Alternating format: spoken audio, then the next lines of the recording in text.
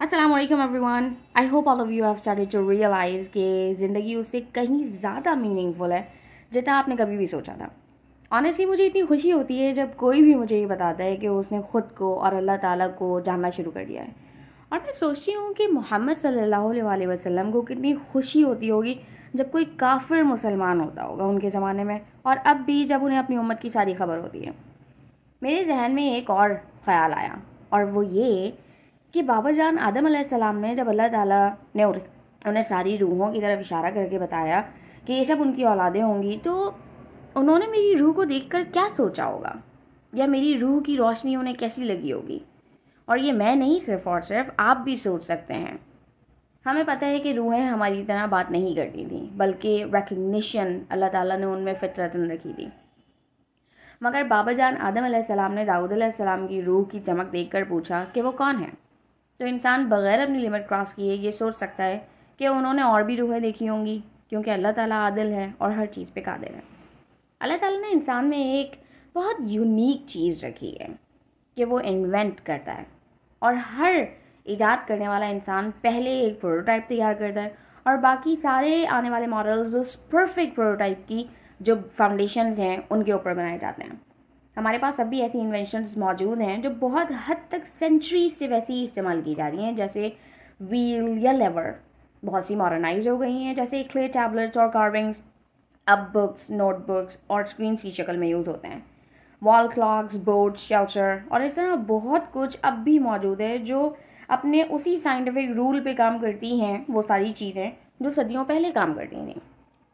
नई इन्वेंशंस की इम्पोर्टेंस अपनी जगह पे, मगर ओरिजिनल्स की इम्पोर्टेंस और उनका रोल अपनी जगह पे अब भी इररिप्लेसेबल है। अगर व्हील ईजाद नहीं होता तो ऑब्वियसली व्हीकल्स नहीं होती, पहला लिवर इन्वेंट नहीं होता तो मशीन्स नहीं होती, और पहले रिटन सिंबल्स नहीं होते तो आज हमारे पास इतनी हसीन और इतनी प्रेशियस लाइब्रेरीज नहीं होती। आप लोग सोच रहे होंगे कि आज मैं सनम साइंस की बातें क्यों कर रही हैं, मगर बिल्कुल उसी तरह जैसे आपको याद है कि हमने शीशे के बनने की बात की थी कि किस तरह वो एक पूरे प्रोसेस से गुजर के शफाफ बनता है और आपको रिफ्लेक्ट करता है, उसी तरह इस बात के पीछे भी एक मकसद है। कुछ ऐसे ही तमाम इंसानों में अल्लाह ताला के पैगंबर और रसूल इंसानों के लिए रोल मॉडल्स और प्रोटोटाइप हैं। उन्होंने अमल करके दिखाया कि दीन पे किस तरह चलकर एक बेहतरीन इंसान और मुसलमान बना जा सकता है। क्या सही है, क्या गलत है, वो अल्लाह की बनाई हुई अशरफुल मखलूक़ात में सबसे आला दर्जे के इंसान थे, जिन्हें देख कर और समझ के हम अपनी ज़िंदगियाँ गुजारने के तौर तरीके और ख़ुद में झांक कर अच्छाई और बुराई में डिफ्रेंशिएट कर सकते हैं। उन्होंने प्रिंसिपल इस्टेब्लिश किए, कैसे इबादत करनी है, मॉरल वैल्यूज़ क्या होनी चाहिए, ज़िंदगी एथिकली किस तरह गुजारी जाए, और ज़िंदगी की सिचुएशंस को किस तरह डील किया जाए।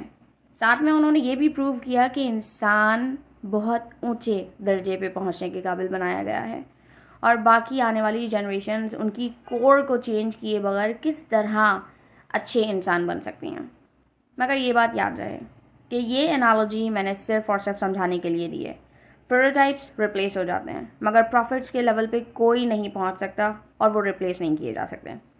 अल्लाह ताला ने मोहम्मद सल्लल्लाहु अलैहि वसल्लम के लिए उसवा हुस्ना के अल्फाज यूज़ किए हैं, और उसवा कोई ऐसी चीज़ या कैरेक्टरिस्टिक नहीं है जैसे आप पीछे छोड़ सकें सिर्फ और सिर्फ मेहनत से या मशक्क़त से या कंसिस्टेंसी से, और उससे बड़े बन सकें। ये एनालॉजी सिर्फ और सिर्फ ये समझाने के लिए दी गई है कि इंसानों के लिए पैगंबर और रसूल एक बहुत ज़रूरी फाउंडेशन थे और हैं, जिनका मजबूत होना बहुत ज़रूरी था, क्योंकि उन पर उम्मतों की इमारत खड़ी होनी थी। और एक फाउंडेशन का मजबूत होना बहुत ज़रूरी है, क्योंकि आप खुद सोचें कि अगर उसमें यानी कि फाउंडेशन में क्रैक्स आए तो पूरी इमारत में फ्रैक्चर्स आना शुरू हो जाएंगे।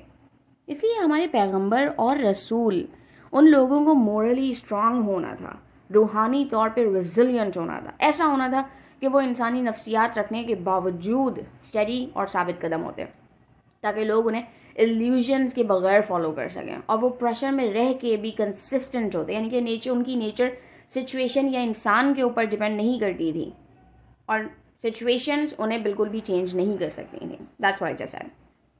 इससे हमें ये पता चलता है कि प्रॉफिट्स के कंधों पे डाला गया बोझ एक आम इंसान की बस की बात नहीं है। मोहम्मद सल्लल्लाहु अलैहि वसल्लम ने फरमाया कि आजमाइश सबसे करीब प्रॉफिट्स की होती है, फिर उनकी जो उनसे सबसे करीब थे اور پھر ان کی جو ان کے بعد اور اس کے بعد اس طرح چینج چلتی رہتی ہے. ایسا اس لیے نہیں ہے کہ اللہ تعالیٰ ان کے ساتھ رحم دل نہیں تھا، مگر ان کی زندگیاں پرائیویٹ نہیں تھیں. ان کی کہی ہوئی باتیں لوگوں میں پھیلتی تھیں، کاپی ہوتی تھیں، اور ان کا صبر اور عمل لوگوں کے لیے انسٹرکشن بننا تھا، اور ایک ایسی بنیاد جس پہ کوئی پریشر یا جس میں کوئی انڈیورنس ٹیسٹ نہ ہوا ہو، اس کے اوپر کھڑی عمارت بہت جلدی ٹوٹ جائے گی. ہم آج اپنے اندر کی تاریکی سے لڑنے کے قابل نہیں بناتے خود کو، تو ایک پیغمبر کے لیول پہ جا کر امتوں کا بوجھ اٹھانا تو ہماری سوچ سے بھی ماورا ہے. اور یہ تھا اس بات کا جواب کہ کیا اگر ہم پروفٹس کی لائف سے ریلیٹ کرنا چاہتے ہیں تو کس حد تک کر سکتے ہیں. ہمارے اندر اس سے پہلے کہ ہم ان کے ٹرائلز کو یا ان کی آزمائشوں کو اپنی آزمائشوں سے ملانے کی جرت بھی کریں، عاجزی آ جانی چاہیے. کہ ان سے ریلیٹ کرنا اچھی بات ہے، مگر ہم اپنے آپ کو دھوکے میں نہ لے کر آ جائیں یا اپنے آپ کو ڈیلیوٹ نہ کریں کہ ہم ان کی برابری کر سکتے ہیں. میں نے اس چیز پہ پہلے اس لیے بات کی ہے کیونکہ انسان گمراہی کی راہ پہ جانے میں دیر نہیں لگاتا. اسی طرح کے لوگ ہوتے ہیں جو پروفٹ سے اتنا ریلیٹ کر لیتے ہیں کہ وہ خوش فہمی کا شکار ہو جاتے ہیں اور ایک وقت پروفٹ ہونے کا بھی دعویٰ کر بیٹھتے ہیں. تو ہمیں اپنی باؤنڈری خود ہی قائم کرنی ہوگی، اور آگے جس چیز پہ ہم بات کریں گے اس پہ بہت عاجزی اور بہت محبت سے بات کرنی ہوگی. پچھلے لیکچر میں ہم نے بات کی تھی نفس امارہ کی، اور یہ کہ یہی وہ چیز ہے، یہی روح کا وہ سٹیج ہے جس کی بنا پر جنت، دوزخ، گناہ، ثواب، اللہ تعالیٰ کا دیدار اور پروفٹس کی کمپنی کو معنی ملتے ہیں. نفس امارہ کے بعد نفس مطمئنہ کی باری آتی ہے، جس میں آپ اللہ کی رضا میں حکمت سوچ کر مطمئن ہو جاتے ہیں. کچھ لوگ سوچتے ہیں کہ پروفٹس کو اللہ تعالیٰ نے خود سلیکٹ کیا، اور میں نے آپ کو پہلے ہی بتایا تھا کہ ہم اب جس چیز کے اوپر بات کرنے جا رہے ہیں اس کے لیے ہمیں بہت عاجزی اور بہت محبت کی ضرورت ہے. اور میں آپ لوگوں سے ریکویسٹ کروں گی کہ اس پوائنٹس پہ آپ اپنے آپ کو مزید فلیکسیبل کر لیں، کیونکہ جس پوائنٹ پہ میں بات کرنے والی ہوں اس سے نارملی لوگ نہ ریلیٹ کرتے ہیں اور نہ ہی ایگری کرتے ہیں، اور اسپیشلی وہ لوگ تو بالکل بھی ایگری نہیں کرتے جو صرف اور صرف بکس پڑھتے ہوں.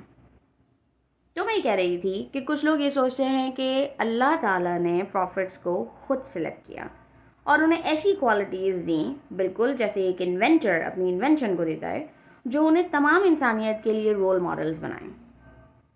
کیا آپ بھی یہی سوچتے ہیں؟ مگر میرا خیال تھوڑا مختلف ہے. مجھے اللہ تعالیٰ کی قدر پہ بالکل یقین ہے، مگر مجھے اتنا بھی یقین ہے کہ انسان کا عمل اس قدر کو چینج بھی کر سکتا ہے، اور انسان کے عمل کا اس قدر کے ہونے میں بہت زیادہ رول پلے کرتا ہے. مجھے لگتا ہے کہ اللہ تعالیٰ نے ان تمام عظیم انسانوں کو پروفٹس چوز ہی اسی لیے کیا کیونکہ اللہ تعالیٰ جانتا تھا کہ وہ لوگ اپنی زندگیاں کیسے گزاریں گے، کیا فیصلے لیں گے، کس طرح اپنی انا اور نفس کو ان کے صرف اور صرف بیسک فنکشنز کرنے دیتے ہوئے انہیں کنٹرول کر کے ہمیشہ صحیح کی راہ اختیار کریں گے، کیونکہ ان کا انر کمپس بہت مضبوط ہوگا. ایک بات ہمیشہ یاد رکھیے گا کہ اللہ تعالیٰ نے انا اور نفس یہ آپ کو پروٹیکٹ کرنے کے لیے بنائے، آپ کو رول کرنے کے لیے نہیں بنائے. اور وہ انسان جو اپنی انا اور اپنے نفس سے لڑتے ہیں، ان کے اوپر کنٹرول کر لیتے ہیں، وہ نفس ہمارا سے نفس مطمئنہ کا سفر بہت جلدی شروع کر لیتے ہیں. میرے اس خیال کے پیچھے کچھ وجوہات ہیں جو میں شیئر کروں گی. سب سے پہلی وجہ یہ ہے کہ اللہ تعالیٰ کی خصوصیات، وہ ازل سے ہے اور ابد تک رہے گا، جس کے ساتھ ساتھ اس کی نالج بھی ازل سے ہے اور ابد تک رہے گی. وہ یہ بھی شروع سے جانتا تھا کہ میں یہ لیکچر اس وقت اس طرح یوں اپلوڈ کروں گی، یا میں یہ ریکارڈ کرتے ہوئے کتنی غلطیاں کروں گی. اور وہ یہ بھی جانتا ہے کہ میں زندگی میں کس وقت کوئی انجانا موڑ لوں گی، کس وقت میری سوچ چینج ہوگی. مگر صرف یہی نہیں، اللہ تعالیٰ سب جاننے کے ساتھ ساتھ عادل بھی ہے اور الصمد بھی ہے. الصمد پہ ہم پہلے بھی بات کر چکے ہیں. اس کے معنی ہے بے نیاز. وہ سب کی ضروریات پوری کرتا ہے مگر اس کو کسی کی ضرورت نہیں ہے، اور اس میں دنیا کی چھوٹی سی چھوٹی مخلوق سے لے کے خود محمد صلی اللہ علیہ وسلم تک شامل ہیں، حضرت جبرائیل علیہ السلام تک شامل ہیں. اللہ تعالیٰ کو ان کی بھی ضرورت نہیں ہے. جب اللہ تعالیٰ کو کسی کی ضرورت ہی نہیں ہے اور اللہ تعالیٰ عادل بھی ہے، یعنی وہ سب کے ساتھ انصاف کے معاملات کرتا ہے، تو اللہ تعالیٰ صرف اور صرف اپنی مرضی سے کچھ انسانوں کو باقی کروڑوں انسانوں کے اوپر کیوں چنے گا؟ اس کے ساتھ اللہ تعالیٰ الرحمن بھی اور الرحیم بھی.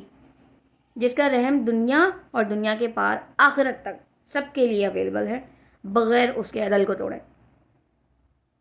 اس کو سمجھنے کے لیے ایک مثال دیتی ہوں, بہت ہی عام مثال ہے. ماں باپ کا دل ہمیشہ اس بچے کی طرف جھکتا ہے جو ان کے سیٹ کیے رولز کو فالو کرے اور ان کو فالو کر کے اپنے گولز اچیو کرے, کیونکہ وہ بچہ ان کی نظر میں اپنی جگہ بنا لیتا ہے. ایسا ہی ہے نا؟ آپ لوگ سوچ رہے ہوں گے کہ میری مثال یہاں پہ ختم ہو چکی ہے اور آپ کے میری بات سمجھ میں آ گئی کہ میں یہ کہنا چاہ رہی ہوں کہ پروفٹس اس لیے چوز کیے گئے کیونکہ وہ انہوں نے اللہ تعالیٰ کی کہی ہوئی ہر بات مانی اور اپنے گولز اچیو کیے, جبکہ میری مثال یہاں پہ ختم نہیں ہوئی ہے. اب یہ مثال کا آدھا حصہ باقی ہے.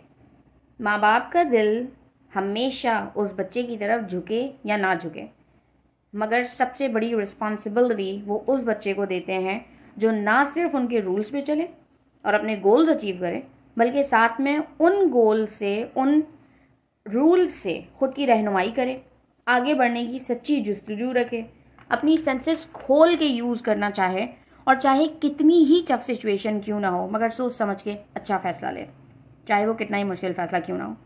وہ بچہ اس طرح اپنی شناخت بنائے اور اپنی ویلیوز اور آئیڈینٹی پہ کمپرومائز نہ کرے. پہلی مثال فالوورز کی تھی, دوسری مثال رہنماؤں کی تھی.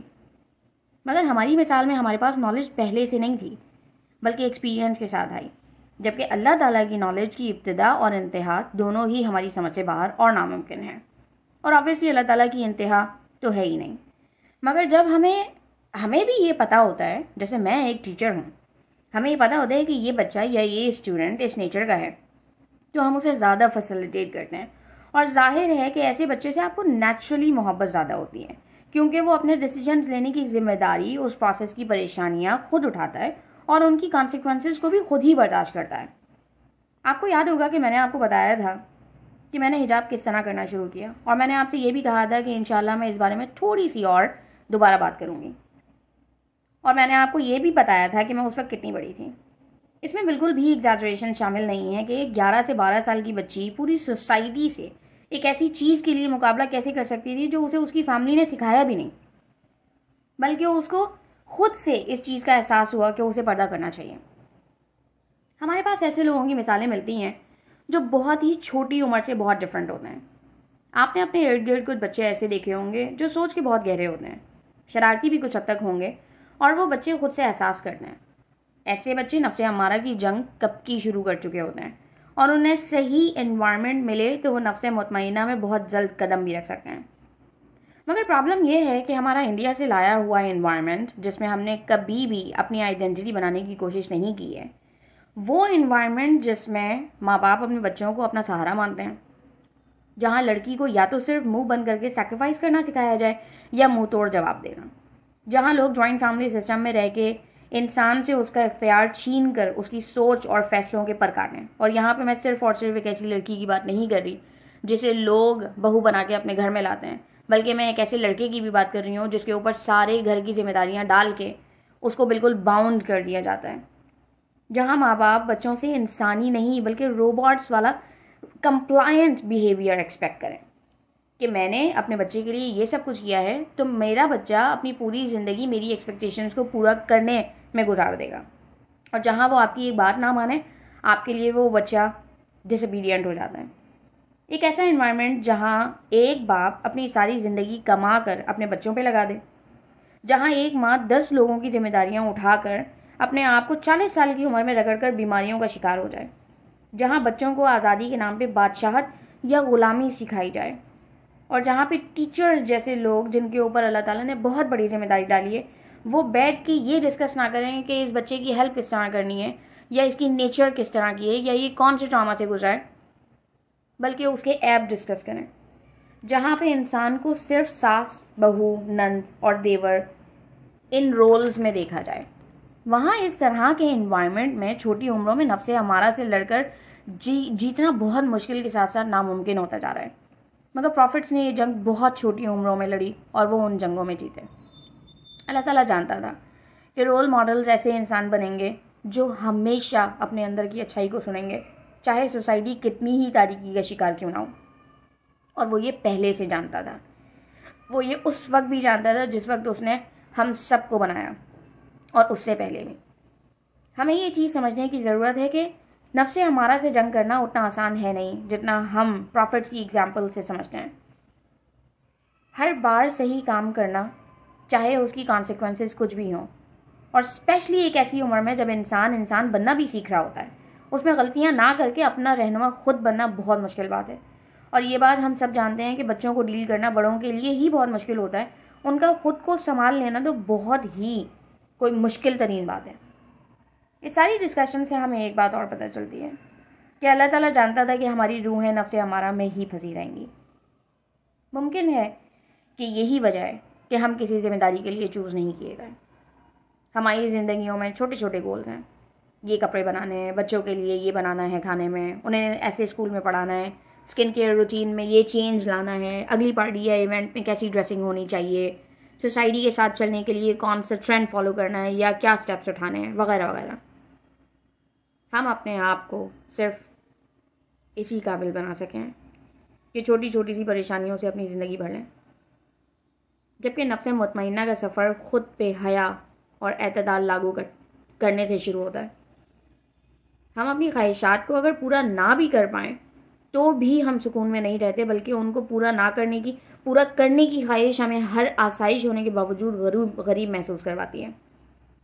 اور ہم اپنی اچھی خاصی عمر صرف اور صرف لوگوں کو حسرت اور حسد سے دیکھ کر گزار دیتے ہیں، اور باقی کی عمر خود کو حقیر اور ناکام سمجھ کر، جس میں ہمارے پاس نہ خود کو معاف کرنے کی ہمت بچتی ہے اور نہ ہی دوسروں کے ساتھ درگزر کرنے کی، ان کو معاف کرنے کی صلاحیت آتی ہے.